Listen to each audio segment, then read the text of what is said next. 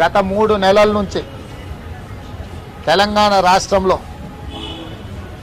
చేతికొచ్చిన పంట కోతలు పూర్తి చేసి కళ్ళాల్లో కుప్పలుగా పోసి కొనుగోలు కేంద్రాల కోసం ఎదురు చూసి కొనుగోలు జరిగిన పంట ధాన్యాన్ని రవాణా ఏర్పాట్లు లేక ఒకవేళ రవాణా చేస్తే కూడా గోడౌన్లల్లో మిల్లర్లలో దించుకునే వసతులు లేక రైతులు అల్లాడిపోతున్నారు.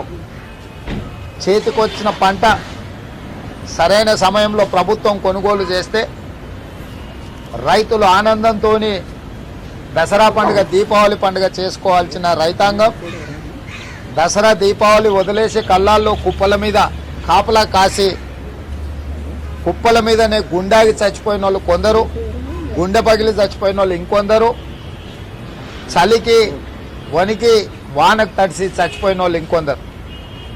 తెలంగాణ రాష్ట్రంలో వేలాది కళ్ళాల్లో రోజుకు వార్తలు వస్తున్న ప్రకారం 5-6 మంది రైతులు చనిపోతున్నారు. రైతులు చనిపోతుంటే రాష్ట్ర ప్రభుత్వం ఆ కుటుంబాలను ఆదుకోవాల్సింది వదిలేసి కనీసం వరి కొనుగోలైనా చేస్తుందేమో, కొనుగోలు కేంద్రాలను తెరిచి వేగవంతంగా పంట ధాన్యాన్ని కొంటదేమో అని చెప్పి రైతులు ఎదురు చూసిండ్రు. కష్టాలు పడుతున్న రైతుల పక్షాన కాంగ్రెస్ పార్టీ క్షేత్రస్థాయిలో కళ్ళాల్లోకి వెళ్ళడం కానీ, కొనుగోలు కేంద్రాల్లో నిరసన తెలపడం కానీ, కమిషనర్ ఆఫీస్ను ముట్టడి చేయడం కానీ, ధర్నా చౌక్లో 2 రోజులు దీక్ష చేయడం కానీ, పార్లమెంటులో అడ్జర్న్మెంట్ మోషన్ ఇచ్చి రాష్ట్ర కేంద్ర ప్రభుత్వాలను నిలదీయడం కానీ, పూర్తి స్థాయిలో కాంగ్రెస్ శ్రేణులు రైతులకు అండగా నిలబడి రాష్ట్ర కేంద్ర ప్రభుత్వాల మీద ఒత్తిడి తీసుకొచ్చి రైతులు కష్టపడి పండించిన పంటను కొనుగోలు చేసే విధంగా ఒత్తిడి తీసుకొస్తున్నది. కానీ దున్నపోతు మీద వాన పడితే తోకైనా ఆడిస్తుంది, కానీ ఈ రాష్ట్ర ప్రభుత్వం దున్నపోతు కంటే అధ్వానంగా తయారైంది. ఇంత విపత్కర పరిస్థితులున్నా ముఖ్యమంత్రి గారు ఈ సమస్య పట్ల సానుకూలంగా స్పందించి పరిష్కరించే ప్రయత్నం చేస్తలేడు. గత కొన్ని రోజులుగా పార్లమెంట్ సమావేశాలలో టీఆర్ఎస్ ఎంపీలు నిరసన పేరు మీద గాంధీ బొమ్మ ముందర ఒక 10 నిమిషాలు, సెంట్రల్ పార్లమెంట్లో ఇంకొక 10-15 నిమిషాలు పోడియంలోకి వెళ్తున్నారు. ఆ తర్వాత నిన్న మన పత్రికలలో చూసిన లోక్సభకు రాజ్యసభకు సభ జరిగేటప్పుడు కానీ సభ వాయిదా పడ్డప్పుడు సెంట్రల్ హాల్లో అక్కడ అందరు సభ్యులు కూర్చొని టీ కాఫీలు తాగుతారు, లేకపోతే భోజనం చేస్తారు. అంటే కళాశాలలో ఎట్లయితే క్యాంటీన్ ఉంటుందో బయట చెట్టు కింద, సెంట్రల్ హాల్ కూడా లోక్సభ రాజ్యసభ నడిచేటప్పుడు సెంట్రల్ హాల్ అనేది ఒక క్యాంటీన్ లాంటిది. మీరు మొన్న సాక్షి పేపర్లో చూడండి, టీఆర్ఎస్ సభ్యులందరూ కూడా నిరసన తెలుపుతున్నట్టుగా ప్లకార్డులు పట్టుకొని అక్కడ ఫోటో దిగి పత్రికలలో పెద్దగా టీవీలలో చూపించారు.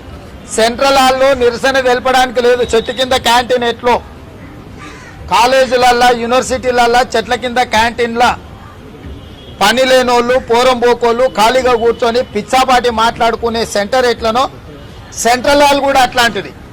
సెంట్రల్ హాల్లో టీఆర్ఎస్ ఎంపీలు ఫోటోలు దిగి మేము పార్లమెంట్లో నిరసన తెలుపుతున్నామని తెలంగాణ సమాజాన్ని మభ్యపెడుతున్నారంటే ఎంత దుర్మార్గంగా టీఆర్ఎస్ పార్లమెంట్ సభ్యులు వ్యవహరిస్తున్నారో అర్థం చేసుకోండి.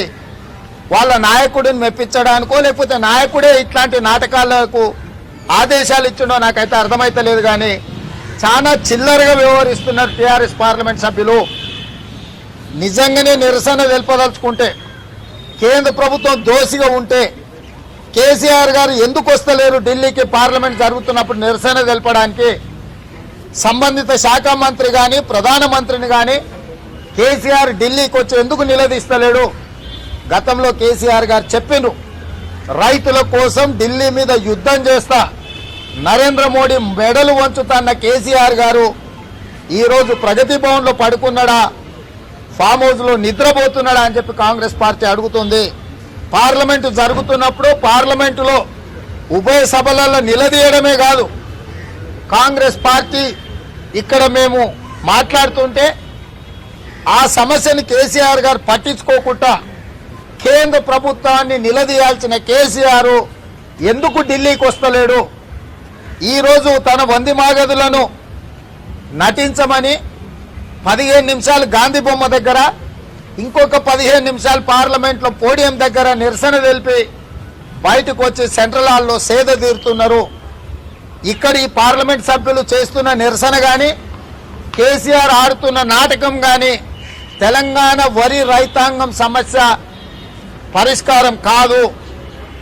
ఇప్పటి వరకు 1,03,00,000 మెట్రిక్ టన్నుల వరి ధాన్యాన్ని కొంటామని రాష్ట్ర ప్రభుత్వం టార్గెట్ ప్రకటించి నిన్నటికి నిన్న దాదాపుగా 20 లక్షల మెట్రిక్ టన్నుల వరి ధాన్యాన్ని తగ్గించిండ్రు. 1,03,00,000 మెట్రిక్ టన్నుల కొనుగోలు చేయాల్సిన వరి ధాన్యాన్ని 84 లక్షల మెట్రిక్ టన్నుల వరి ధాన్యాన్ని కొంటాము అని చెప్పి వాళ్ళు పెట్టుకున్న టార్గెట్ను కుదించిండ్రు. ఇది దుర్మార్గమైన చర్య. ఈ చర్య రైసు మిల్లర్లకు అనుకూలంగా తీసుకున్న చర్య. మిల్లర్ల మాఫియా చేతిలో బందీగా అయిన రాష్ట్ర ప్రభుత్వం కొనుగోలు చేయాల్సిన టార్గెట్ను కుదించుకున్నదంటే సరాసరి రైతులను మిల్లర్లకు అప్పజెప్పడమే. రెండవది, దసరా పండుగకే కొనుగోలు కేంద్రాలు తెరిచి చేతికొచ్చిన పంటను కొనుగోలు చేసి తక్షణమే మిల్లర్లకు కోటా కేటాయించి రవాణా టెండర్లు పిలిచి అన్ని ఏర్పాట్లు చేయాల్సిన ప్రభుత్వం 60 రోజులు ఆలస్యం చేసి ప్రక్రియనంతా గందరగోళం చేసి ఇప్పటి వరకు రాష్ట్ర ప్రభుత్వం పంట కల్లాల్లోకి వచ్చి దాదాపుగా 2.5 నెలలైంది. రాష్ట్ర ప్రభుత్వం ఇప్పటి వరకు కొనుగోలు చేసింది 32%. అంటే 30 లక్షల మెట్రిక్ టన్నులు, 25-30 లక్షల మెట్రిక్ టన్నులు కూడా ఇప్పటి వరకు రాష్ట్ర ప్రభుత్వం వరి ధాన్యాన్ని కొనుగోలు చేయలేదు. అంటే ప్రభుత్వం నిర్ణయించుకున్న టార్గెట్లో రాష్ట్ర ప్రభుత్వం ఇప్పటి వరకు కొనుగోలు చేసింది 32%. ఈ లెక్కన ఇంకా 3 నెలలైనా కూడా కళ్ళాల్లో కుప్పలుగా ఉన్న వరి ధాన్యాన్ని కొనుగోలు చేయడం కష్టమవుతుంది. 6,877 కొనుగోలు కేంద్రాలను తెరిచినామని చెప్తున్న రాష్ట్ర ప్రభుత్వం కనీసం ఓపెనింగ్ రోజు ఎమ్మెల్యేనో జడ్పీటీసో ఎవడో టీఆర్ఎస్ సన్నాసుడు పోయి టెంకాయ కొడుతుండు, కొనుగోలు కేంద్రాలు ప్రారంభించిన వాళ్ళని లెక్కలు చూపించుకుంటుండ్రు. ఈరోజు రాష్ట్రంలో వాస్తవంగా వరి కొనుగోలు చేస్తున్న కేంద్రాలు 3,000 నుంచి 3,500 లోపలనే ఉన్నాయి. ఇవాళ రాష్ట్ర ప్రభుత్వాన్ని కాంగ్రెస్ పార్టీ డిమాండ్ చేస్తుంది, మీరు ప్రారంభించిన కొనుగోలు కేంద్రాలు ఎన్ని, మీరు ఆ కొనుగోలు కేంద్రాలలో ఒక్కొక్క కేంద్రంలో ఎంత వరి ధాన్యాన్ని కొన్నారో తెలంగాణ ప్రజలకు చెప్పాల్సిన బాధ్యత ఈ రాష్ట్ర ప్రభుత్వం మీద ఉన్నది. పంట చేతికొచ్చి 2.5 నెలలైనా ఇప్పటి వరకు మీరు సేకరించింది 32%. కదా, ఈ ఆలస్యానికి కారణం అధికారులా రాష్ట్ర ప్రభుత్వమా? తేల్చాల్సిన బాధ్యత, శిక్షించాల్సిన బాధ్యత రాష్ట్ర ప్రభుత్వం మీద ఉన్నది. అదేవిధంగా మొన్న రాజ్యసభలో చర్చ సందర్భంగా టీఆర్ఎస్ నాయకులు హడావిడి చేస్తే కేంద్ర మంత్రి పీయూష్ గోయల్ గారు స్పష్టంగా రాజ్యసభ వేదికగా చట్టసభలలో ప్రకటన చేసిండు. 2018 కానీ 2019 కానీ 2020లో కానీ ఈ 3 సంవత్సరాలలో కేంద్ర ప్రభుత్వానికి సరఫరా చేస్తామన్న పారబాయిల్డ్ రైసు సరఫరా చేయలేదు, ప్రతి సంవత్సరం 20-25% తక్కువనే మీరు చేసిండ్రు అని స్పష్టంగా చెప్పిండ్రు. 2018లో టార్గెట్ రీచ్ కాలే, 19లో టార్గెట్ రీచ్ కాలే, 20లో టార్గెట్ రీచ్ కాలే, 21 సంవత్సరంలో గందరగోళాన్ని సృష్టించిండ్రు. దాదాపుగా ఈ 3-4 సంవత్సరాలల్లో ఎఫ్సిఐ ద్వారా కొనుగోలు చేస్తామన్న బియ్యాన్ని రాష్ట్ర ప్రభుత్వం ఎందుకు సరఫరా చేయలేకపోయింది? దీనికి కారణం ఎవరు? అప్పుడైనా ఇప్పుడైనా బాధితులు రైతులే, రాష్ట్ర కేంద్ర ప్రభుత్వం కాదు. అదేవిధంగా కేంద్ర ప్రభుత్వ పరిశీలన బృందం రాష్ట్ర ప్రభుత్వం నిల్వ ఉంచుతున్న గోడౌన్లను పరిశీలించినప్పుడు ఒక్క వరంగల్ గోడౌన్లోనే 25,000 మెట్రిక్ టన్నుల ధాన్యం లేనిది ఉన్నట్టుగా రికార్డులు చూపించిందని ఈరోజు కేంద్ర మంత్రి రాజ్యసభలో చెప్పడం జరిగింది.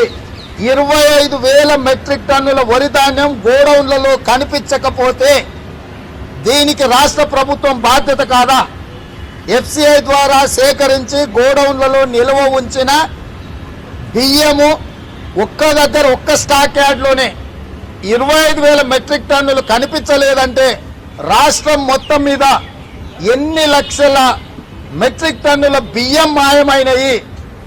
మరి కేంద్రం మంత్రి గారే ఫలానా గోడౌన్లో ఫలానా స్టాక్ యార్డ్లో 25,000 మెట్రిక్ టన్నుల బియ్యం కనిపించలేదని చెప్పినప్పుడు కేంద్ర ప్రభుత్వం యొక్క నిధుల గోల్మాల్ జరిగితే ₹1,00,000 సిబిఐ విచారణకు ఆదేశించాలి. నేను ఇవాళ కేంద్ర ప్రభుత్వాన్ని పీయూష్ గోయల్ గారిని బీజేపీ పార్టీ నేను అడుగుతున్నా, రాష్ట్ర ప్రభుత్వం కొని స్టాక్ పెట్టాల్సిన వరంగల్ గోడౌన్లో 25,000 మెట్రిక్ టన్నుల బియ్యం మాయమైతే మీరు సిబిఐ విచారణకు ఎందుకు ఆదేశిస్తలేరు? ఈ గోల్మాల్లో బీజేపీ పాత్ర ఏంది? రాష్ట్ర ప్రభుత్వం అక్రమాలకు పాల్పడ్డప్పుడు టీఆర్ఎస్ లో ఉండే ముఖ్యమైన ఇట్లాంటి గోల్మాలకు పాల్పడితే బీజేపీ ఎందుకు వాళ్ళని కాపాడుతుంది? బీజేపీ వరంగల్లో మాయమైన బియ్యం 25,000 మెట్రిక్ టన్నుల మీద సిబిఐ విచారణకు ఎందుకు ఆదేశిస్తలేదు? మంత్రిగా చట్టసభలలో సమాధానం చెప్పిండు అంటే సభలో చెప్పింది వాస్తవం అని ప్రజాస్వామ్యాన్ని విశ్వసించే సభ్యులుగా మేము నమ్ముతున్నాము. కేంద్ర మంత్రి గారు స్పష్టంగా అక్కడ స్టాక్ యార్డ్లో బియ్యం లేవు మాయమైన అని చెప్పినప్పుడు తక్షణమే సిబిఐ విచారణకు ఆదేశించి నిందితులను శిక్షించాల్సిందిగా కాంగ్రెస్ పార్టీ డిమాండ్ చేస్తుంది. కేంద్ర మంత్రి పీయూష్ గోయల్ గారు స్పష్టమైన నిర్దిష్టమైన ఆదేశాలు ఇవ్వాల్సిందిగా కాంగ్రెస్ పార్టీ డిమాండ్ చేస్తుంది. అదేవిధంగా ఈ అన్ని సర్కస్లు చూసి కేసీఆర్ గారు నిన్నమన్న సమీక్షించుకొని వాళ్ళ ఎంపీలను తిరిగి ఇవాళ పార్లమెంట్లో నిరసన తెలపమని చెప్పినట్టుగా టీవీలల్లా పత్రికలల్లా మనం చూసినాం. కానీ నాకు నిర్దిష్టమైన విశ్వసనీయమైన సమాచారం ఉంది. రేపటి నుండి టీఆర్ఎస్ ఎంపీలు ఇక నిరసన తెలుపరు, అందరినీ హైదరాబాద్కు వచ్చేసేమని కేసీఆర్ గారు ఆదేశాలు ఇచ్చారు. ఎందుకంటే కేంద్ర ప్రభుత్వం నుంచి కేసీఆర్ గారికి ఆదేశాలు వెళ్ళినాయి. కేంద్ర ప్రభుత్వం నుంచి ఇచ్చిన ఆదేశాల మేరకు రేపు కాసేపు టీఆర్ఎస్ ఎంపీలు హడావిడి చేసి రేపు మధ్యాహ్నం తర్వాత రాజ్యసభ లోకసభ నుంచి టీఆర్ఎస్ ఎంపీలు మాయమవ్వబోతున్నారు. వీళ్ళిద్దరి ఒప్పందంలో భాగంగానే ఈ వారం 10 రోజుల హడావిడి చేసి తెలంగాణ రాష్ట్ర ముఖ చిత్రం మీద కేంద్ర ప్రభుత్వం యొక్క నిర్లక్ష్యం, రాష్ట్ర ప్రభుత్వం యొక్క అసమర్థత మీద కాంగ్రెస్ పార్టీ తెలిపిన నిరసన రైతులు పడుతున్న బాధను కప్పిపుచ్చడానికి మభ్యపెట్టడానికి టీఆర్ఎస్ బీజేపీ కలిసి నాటకాలు ఆడింది. ఇవాళ కేంద్రంలో నరేంద్ర మోడీ ప్రధానమంత్రి ఉన్నాడు, రాష్ట్రంలో కేసీఆర్ గారు ముఖ్యమంత్రిగా ఉన్నారు. రైతులు పండించిన చివరి గింజ వరకు కొనుగోలు చేయాల్సిన బాధ్యత ముఖ్యమంత్రిగా కేసీఆర్ది, ప్రధానమంత్రిగా నరేంద్ర మోడీది. వీళ్ళిద్దరు బాధ్యత మర్చి కేంద్రం కొనుగోలు చేయదు కాబట్టి రాష్ట్రం మేము కూడా కొనుగోలు చేస్తామని నిన్న వ్యవసాయ శాఖ మంత్రి బయటకు వచ్చి చెప్పిండు. నేను అడుగుతున్న వ్యవసాయ శాఖ మంత్రిని, గతంలో కేసీఆర్ అన్నాడు రైతు కష్టం వస్తే కేసీఆర్ లేడా? రైతులేమన్నా కేసీఆర్ సచ్చిండి అనుకుంటున్నారా? కేసీఆర్ బతుకున్నంత వరకు రైతులకే కష్టం రాని అని కేసీఆర్ అన్నాడు. నేను ఇవాళ వ్యవసాయ శాఖ మంత్రిని అడుగుతున్నా, కేంద్ర ప్రభుత్వం కొనడం లేదు కాబట్టి మేము కూడా కొనలేదు అంటున్నావు అంటే కేసీఆర్ సచ్చిండా అని నేను అడుగుతున్నా. ఇవాళ రైతులు కల్లాల కుప్పల మీద గుండెలాగి చచ్చిపోతుంటే రైతులను ఆదుకోవడానికి రాష్ట్ర ప్రభుత్వం ముందుకు రాలే. గతంలో రైతుల కష్టాలు వస్తే కేసీఆర్ ఉన్నాడు, కేసీఆర్ బతుకున్నంత కాలం రైతుల కష్టాలు రావని చెప్పిండు. నేను అడుగుతున్న ఇవాళ రైతుల కష్టాలు వచ్చినాయి, రైతులు కన్నీళ్లలో మునిగి తేలుతున్నారు. వర్షంలో తడిసిన ధాన్యం, మొలకెత్తిన ధాన్యం, లక్షలాది మెట్రిక్ టన్నులు కల్లాల్లో కుప్పలుగున్న వరి ధాన్యాన్ని కొనడం లేదు. రైతులు కష్టాలలో ఉన్నారు అంటే కేసీఆర్ ఉన్నాడా పోయిందా అని చెప్పి కాంగ్రెస్ పార్టీ అడుగుతుంది. కేసీఆర్ బతుకుంటే నువ్వు కల్లాల కుప్పల దగ్గరకు పోయి రైతుల దగ్గర నిలువున్న ధాన్యాన్ని చివరి గింజ వరకు కొను. ఒకవేళ నువ్వు కొనుగోలు చేసే చేత కాకపోతే నువ్వు ఢిల్లీకి రా, జంతర్ మంతర్లో కూర్చో. నువ్వు చచ్చైనా సరే చివరి గింజ వరకు కేంద్ర ప్రభుత్వంతో కొనిపించాలి. కేంద్ర ప్రభుత్వంతో లాలూచిపడి ఇవాళ రైతులను అదానీ అంబానీలకు అప్పచెప్పడానికి చట్టాన్ని రద్దు చేసిన రాష్ట్ర కేంద్ర ప్రభుత్వాలు కొనుగోలు కేంద్రాలు తెరవకుండా రైతులు పండించిన పంట కొనకుండా వదిలేస్తే ఇక మిగిలింది మిల్లర్లే. మిల్లర్లు అదానీ అంబానీలకు ఏజెంట్లుగా మారి సగ్గుకు రైతుల వరి ధాన్యాన్ని కొనాలనే కుట్ర జరుగుతుంది. రైతులను బలి పశువులను చేసి అదాని అంబానీలకు అప్పచెప్పడానికి నరేంద్ర మోడీ గారి నేతృత్వంలో కేసీఆర్ గారి నాయకత్వంలో కుట్ర జరుగుతుంది. అందుకే నిన్న రాష్ట్ర ప్రభుత్వం స్పష్టంగా చెప్పింది, యాసంగిలో మీకు మిల్లర్లతో ఒప్పందం ఉంటే పండించుకోండి, లేకపోతే మాకు సంబంధం లేదు. మేము కేంద్ర ప్రభుత్వం కొనుగోలు చేస్తే మేము వాటిని సమన్వయం చేసే వాళ్ళమే అన్నాడు.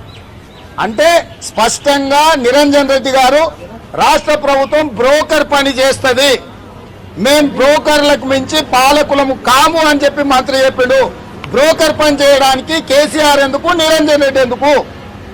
దళారులు బొచ్చడి మంది ఉండ్రు మార్కెట్లో, దేశంలో దళారులు ఎంతో మంది ఉండ్రు. దళారి పని చేయడానికి, దందాలు చేయడానికి ముఖ్యమంత్రి పదవి, వ్యవసాయ శాఖ మంత్రి పదవి, సివిల్ సప్లైస్ మినిస్టర్లు ఎందుకు? కేసీఆర్, నిరంజన్ రెడ్డి, గంగుల కమలాకర్ ఏమైనా నీళ్లు లేని బావి చూసుకొని దుంకి సావండి. ఇవాళ రైతుల కష్టాలకు మీరే కారణము. దళారి పనులు చేయడానికి, బ్రోకర్ పనులు చేయడానికి రాష్ట్ర ప్రభుత్వం అక్కర్లేదు. ఇప్పటికైనా రాష్ట్ర ప్రభుత్వం తన వైఖరిని మార్చుకోవాలి.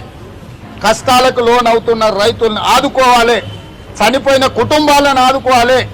కల్లాలలో కుప్పల మీద రోజుల కొద్ది కాపలా ఉండి చనిపోయిన రైతుల కుటుంబాలను ఆదుకోవాలి. కనీసం ప్రతి రైతు కుటుంబానికి 10 లక్షల రూపాయల సహాయాన్ని అందించాలి.